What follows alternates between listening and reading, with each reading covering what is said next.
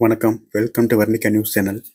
அமெரிக்காவில் ஏற்பட்ட காட்டுத்தீயால் அமெரிக்காவை ஸ்தம்பித்துள்ளது. மேலும் இந்த காட்டுத்தீயால் பல்வேறு வீடுகள், கார்கள், ஹாலிவுட்டில் உள்ள ஸ்டுடியோக்கள் தீயில் எரிந்து நாசமாகின.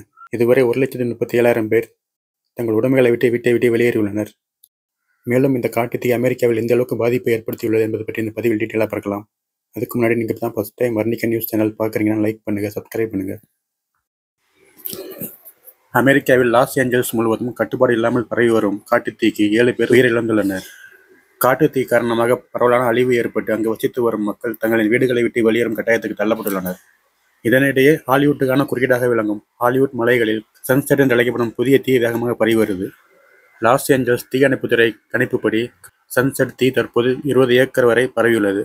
மேலும் அது ரன்யான் கன்யோன் முதல் வாட்டர்லாக் பார்க் இடையேயான பகுதியை எரித்து நாசமாக்கியுள்ளது. ஹாலிவுட் அடையாளத்தை தவிர்த்து ஆண்டுதோறும் ஆஸ்கர் விருதுகள் வழங்கும் விழா நடைபெறும் டோல்பி தியேட்டரும் சன்செட் தீ தாக்கும் அபாயத்தில் உள்ளது.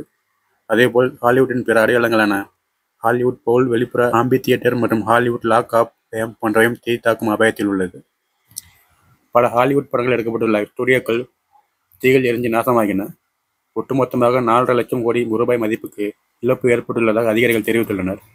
உலக சினிமாவின் உயரிய விருதாக கருதப்படும் ஆஸ்கர் விருதுக்கு உரியோரை தேர்வு செய்வதற்கான கூட்டம் லாஸ் ஏஞ்சல்ஸில் இந்த வாரம் நடக்க இருந்தது. இது 19ஆம் தேதி வரை ஒத்திவைக்கப்பட்டுள்ளது. புதிய தீ பரவல் காரணமாக லாரல் கன்யான், பவுல்வார்ட் முதல் முல்ஹாலண்டின் சில பகுதிகளில் கட்டாய வெளியேற்ற உத்தரவு பிறப்பிக்கப்பட்டது. அது பிரபலங்களின் குடியிருப்புக்கு பெயர் பெற்ற ஹாலிவுட் பவுல்வார்ட் தெற்கே வரை நடைமுறைப்படுத்தப்பட்டது. லாஸ் ஏஞ்சல்ஸுக்கு மேற்கே பாலிசேட் தீ விபத்து பகுதிக்கு அருகே உள்ளவர்களும் வெளியேறும்படி உத்தரவிடப்பட்டுள்ளது. அதேபோல் ஹார்ட் தீ விபத்துக்கு அருகில் உள்ள சான் பெர்னாண்டோ பள்ளத்தாக்கில் உள்ளவர்களும் தங்களின் வீடுகளை விட்டு வெளியேற உத்தரவிடப்பட்டுள்ளது. ஈட்டன் தீ விபத்து காரணமாக சாண்டோ மோனிகா மற்றும் அல்டாடேனோவின் சில பகுதிகளிலும் மக்கள் வெளியேற்ற உத்தரவு பிறப்பிக்கப்பட்டிருந்தது. லாஸ் ஏஞ்சல்ஸ் மற்றும் அதன் அருகில் இருக்கும் வெண்டியூரா கவுண்டியிலும் தற்போது 6 இடங்களில் காட்டுத்தீ விபத்து ஏற்பட்டுள்ளது. அதிகாரிகளின் கூற்றுப்படி உட்லி தீ கொஞ்சம் கட்டுப்படுத்தப்பட்டுள்ளது. மீதமுள்ள காட்டுத்தீ துளியும் கட்டுப்படுத்தப்படவில்லை. செவ்வாய்க்கிழமையில் உருவான பாலிசேட்ஸ் தீ விபத்தே முதலில் உருவானது. இது லாஸ் ஏஞ்சல்ஸ் வரலாற்றில் மிகவும் மோசமானது என்று தெரிவிக்கப்பட்டுள்ளது. காட்டுத்தீ காரணமாக மக்கள் தங்களின் உடைமைகளை விட்டுவிட்டு வெளியேறியவர்களின் எண்ணிக்கை சுமார் 1,37,000 பேர். இதனிடையே தெற்கு கலிபோர்னியாவில் உள்ள சுமார் 17 மில்லியன் மக்கள் வியாழக்கிழமை வரை புகைமண்டலம் மற்றும் தூசுக்களில் வசிக்க வேண்டியது இருக்கும் என கூறப்படுகிறது. புதன்கிழமை மதிய தகவலின்படி 1.5 மில்லியன் மக்கள் மின்சாரம் இல்லாமல் தவித்து வருவதாக பவர் அவுட்டேஜ் டாட்டர்ஸ் தெரிவித்துள்ளது. அதேபோல் வெண்டியூரா கவுண்டியில் சுமார் 3,34,000 மக்களும், லாஸ் ஏஞ்சல்ஸ் கவுண்டியில் 9,57,000 பேரும் மின்சாரமின்றி பாதிக்கப்பட்டுள்ளனர். பில்லி கிறிஸ்டல், மாண்டி மூரே, ஜேமி லீ கர்டிஸ் மற்றும் பாரிஸ் ஹில்டன் உள்ளிட்ட பல ஹாலிவுட் பிரபலங்களும் இந்த காட்டுத்தீ காரணமாக தங்களின் உடைமைகளை இழந்துள்ளனர். அதேபோல் Adam Chandler, pen Affleck, Tom Hanks மற்றும் ஸ்டீவன் ஸ்பீல்பர்க் போன்றவரின் வீடுகளும் காட்டுத்தீக்கு பாதிக்கப்பட்டுள்ள பகுதியில் உள்ளது. செவ்வாய்க்கிழமை பாலிசேட்ஸில் தீ விபத்து ஏற்பட்டதைத் தொடர்ந்து கலிபோர்னியா மாநில கவர்னர் அவசர நிலையை அறிவித்திருந்தார். அமெரிக்க அதிபர் ஜோ பைடனும் கலிபோர்னியா ஆளுநரும் காட்டுத்தீயை கட்டுப்படுத்த தவறிவிட்டனர் என்று புதிய அதிபராக தேர்ந்தெடுக்கப்பட்டுள்ள டொனால்ட் ட்ரம்ப் சாடியுள்ளார்.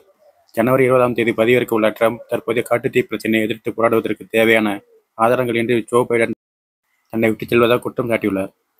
இதுகுறித்து தனது சமூக வலைதளமான ட்ரூத் சோசியலில் ட்ரம்ப் கூறுகையில், தீயணைப்பு இயந்திரங்களில் தண்ணீர் இல்லை, ஃபெமாவில் பணம் இல்லை, இதைத்தான் ஜோ பைடன் எனக்கு விட்டுச் செல்கிறார், நன்றி ஜோ என்று தெரிவித்துள்ளார்.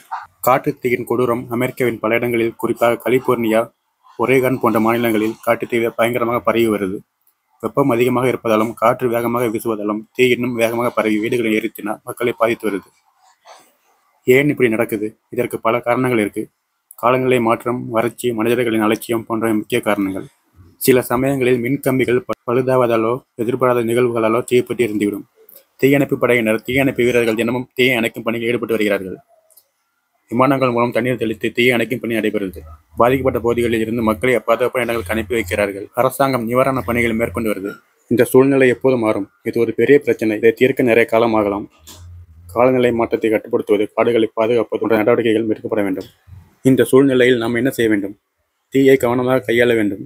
பொது இடங்களில் புகைப்பிடிக்காமல் இருப்பது, தீப்பெட்டி போன்றவற்றை கவனமாக கையாள வேண்டும். மரங்களை நடுதல் வேண்டும்.